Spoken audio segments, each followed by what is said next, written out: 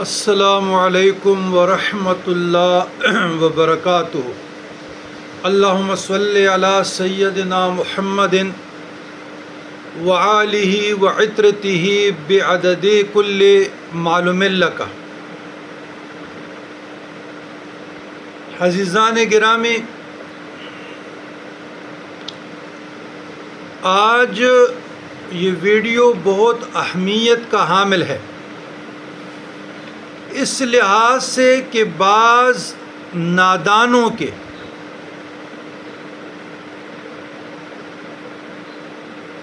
ان کے گفتگو کا رد کس بات پہ؟ مثلاً دعائے گنج العرش، دعائے معنی، دعائے سیفی، دعائے نور، دعائے جمیلہ، دعائے عکاشہ، دعائے حاجات، دعائے قدح، دعائے وسعت رزق، دعائے امن، دعائے سریانی، دعائے حبیب، دعائے عقیقہ، دعائے صدیق یا عہد نامہ، یا دعائے حزب البحر، دعائے حزب النصر وغیرہ وغیرہ۔ یہ جتنی بھی دعائیں ہیں ان کے متعلق آپ لوگوں کو میں تعلیم دے رہا ہوں۔ یاد رکھیے گا، ان دعاؤں کا شریعت میں منع ہے جو شرک یا بدعت پر مبنی الفاظ، جس طرح مندرے ہوتے ہیں یا منتر ہوتے ہیں۔ پھر دوسری بات، یہ بات ذہن نشین کیجئے گا کہ شریعت کا جس طرح احادیث مطہرہ کا سند ہوتا ہے، میں نے اس سے، میں نے اس سے، میں نے اس سے، میں نے اس سے، میں نے اس سے، اسی طریقے سے یہ اور رسول اللہ صلی اللہ علیہ وسلم تک جاتا ہے۔ اسی طریقے سے بزرگان دین کا ہاں جو سند ہوتی ہے ان کا شجرہ ہوتا ہے، میرا شیخ، پھر ان کا شیخ، پھر ان کا شیخ، پھر ان کا شیخ، پھر علی المرتضیٰ، اور پھر رسول اللہ صلی اللہ علیہ وسلم، یا ابوبکر صدیق رضی اللہ تعالیٰ عنہ رسول اللہ صلی اللہ علیہ وسلم، یا انس بن مالک اور رسول اللہ صلی اللہ علیہ وسلم۔ اسی طریقے سے بزرگان دین کے ہاں سینہ بسینہ جو ان کا شجرہ ہوتا ہے، یہ جس طرح ہمارا نسب کا شجرہ ہوتا ہے، تو ان کے ہاں شجرہ نسبی جس کو کہتے ہیں، شجرہ نسبی و حسبی، یہی روحانیت کا شجرہ ان کے ہاں، اور یہ متصل سند ہوتی ہے۔ تو کسی کو یہ دعا مبشرات میں، کسی کو القاء، کسی کو الہام میں، عالم بیداری میں، عالم رؤمیہ میں، یہ دعائیں ان کو ملی، یا جو بھی دعا ملی اللہ تبارک و تعالیٰ سے، یا رجال الغیب سے، یا فرشتگان سے، یا تاجدار کائنات محمد رسول اللہ سے، یا صحابہ کرام سے، یا تبع تابعین سے، یا اولیاء امت محمدی سے، خواب میں یا حالت بیداری میں۔ یاد رکھیے گا، کوئی بھی دعا اپنے سے نہیں ہوتی۔ اگر کوئی سالک ہے، کوئی صوفی ہے، تو ان کا سند ضرور ہوتا ہے۔ اچھا، اب یہ جتنی بھی دعائیں ہیں، کوئی مذاکرہ نہیں اس کے پڑھنے میں، اور اس لیے کہ صالحہ صاحب بزرگان دین کے تعلیمات صوفیہ میں بطور اوراج یہ دعائیں ہم تک پہنچی ہے۔ تو جہاں بھی آپ ایک دعا پڑھیں، مثلا میں آپ لوگوں کے سامنے ایک دعا پڑھتا ہوں، ایک دو لفظ تاکہ سمجھ آ جائیں۔ دعائے نور ہے، بسم اللہ الرحمن الرحیم، اللہم یا نور النور تنورت بالنور والنور فی نورک نور یا نور۔ دیکھیں اس میں پہلا اللہ ہے، اللہم ہے، جو 99 اسماء الحسنہ کا 99 اسماء کا مجموعہ ہے، پھر یا نور ہے، پھر یا عزیز ہے، پھر یا جلیل ہے، یعنی اللہ تبارک و تعالیٰ کے اسماء صفاتی کے ساتھ دعا ہے،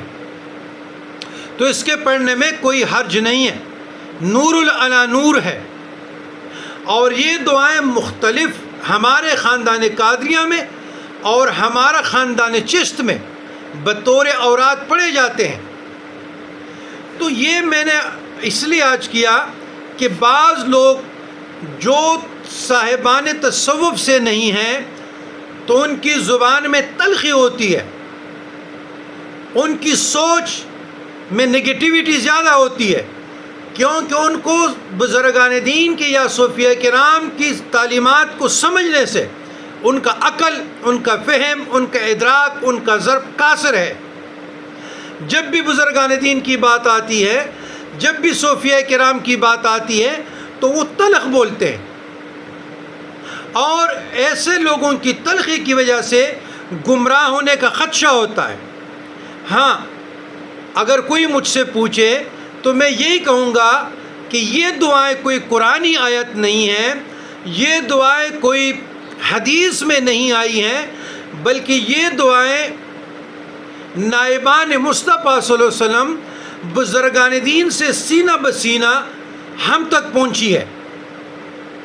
تو پھر یہ اوراد کی شکل میں یہ مستجاب دعائیں ہیں، مجموعہ اوراد میں داخل ہیں، وظائف میں ہمارے خاندان چشت اور قادر میں داخل ہیں، اور اس کے ساتھ اور بھی ہیں، مثلا وظیفہ شش کفل، وظیفہ ہفت ہیکل، چلکاب، قصیدہ غوثیہ، اسبوع شریف، اسماء الحسنہ، اسماء نبی کریم صلی اللہ علیہ وسلم، اسم اعظم، خواص اسماء الحسنہ، یا بد نظری کا علاج، یا آیات شفا، یا آیات منجیات، یہ سارے بزرگان دین سے سینہ بسینہ سال ہر سال سے ہمیں پہنچی ہے۔ تو ایک آدمی کیسے کہہ سکتا ہے کہ یہ سنت کے خلاف ہے؟ کیسے کہہ سکتا ہے کہ یہ شرک ہے؟ یا کیسے کہہ سکتا ہے کہ یہ بدعت ہے؟ دلیل کوئی نہیں ہے جو سنت کے خلاف ہے۔ کیسے سنت کے خلاف ہے بھائی؟ کیسے سنت کے خلاف ہے؟ یہ سنت بزرگان دین ہے، یہ سنت اولیاء ہے، یہ سنت صوفیاء ہے۔ جب آپ کے عقل پہ پردے پڑے ہیں، اور سمن بکمن عمیٌ فہم لا یرجعون فہم لا یعقلون فہم لا یتکلمون فہم لا یبصرون اور فہم لا یمکرون، جب ان کے فہم لا یرجعون، ان کے شکار ہیں، گنگ اندھے بہرے ہیں، اور تعلیمات صوفیاء کی آپ کو سمجھ نہیں آ رہی، تو آپ شریعت کو کیا سمجھیں گے؟ تو ان دعاؤں کے پڑھنے میں کوئی حرج نہیں ہے، کسی کامل سے، اکمل سے، مکمل سے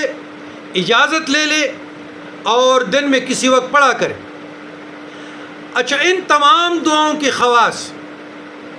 فضائل، یعنی ان مستجاب الدعوات اگر بننا چاہتے ہو تو ان کے فضائل، ان تمام دعاؤں کے مختصر اس مضمون میں، اس ویڈیو میں جو میں بیان کر رہا ہوں سمجھنے کی کوشش کریں۔ یہ دعائیں اسماء الہیہ کا بہترین مجموعہ ہے۔ ان تمام دعاؤں کے خواص وہی ہیں جو اللہ تبارک و تعالیٰ کے ناموں کے خواص ہے، اسماء الحسنہ۔ لیکن اللہ تبارک و تعالیٰ، اللہ سبحانہ و تعالیٰ کے ناموں کو خوبصورت انداز میں اسم ذات سے لے کر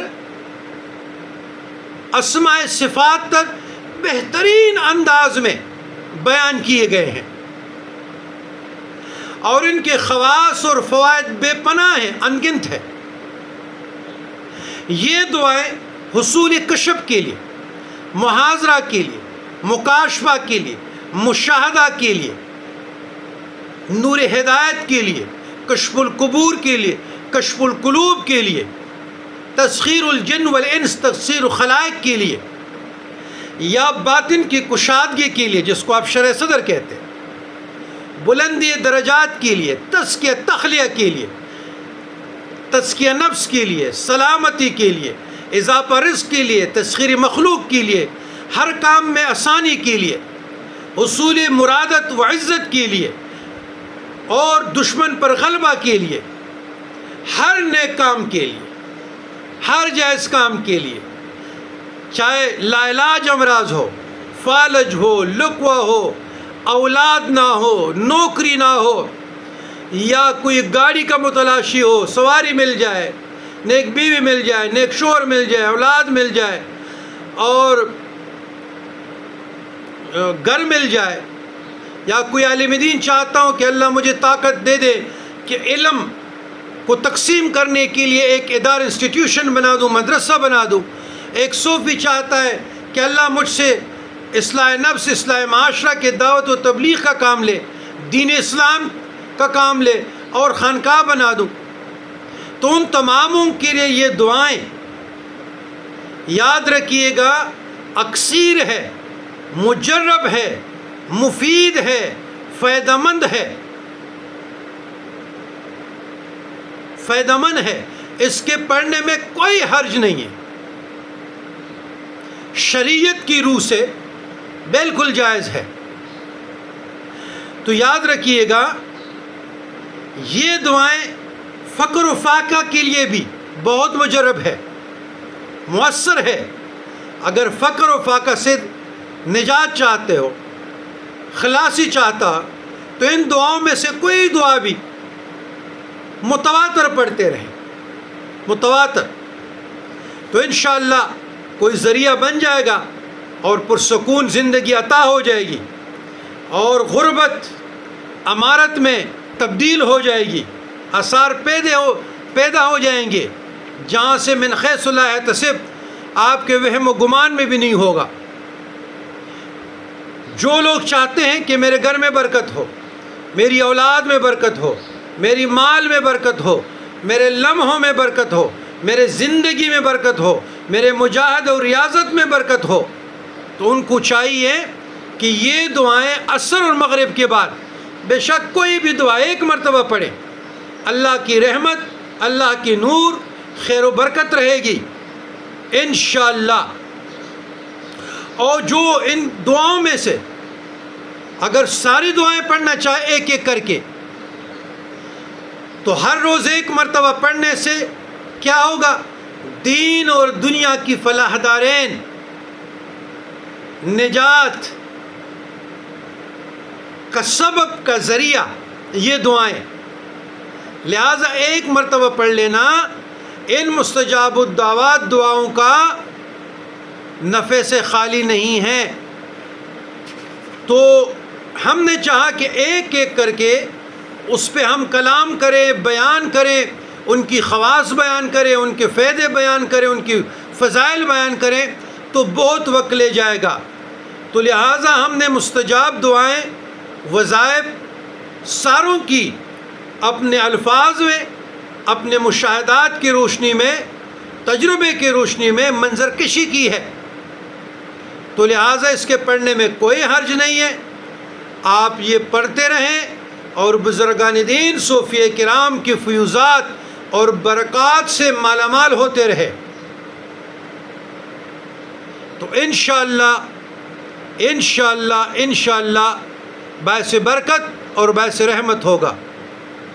والسلام علی من اتبع الہدی۔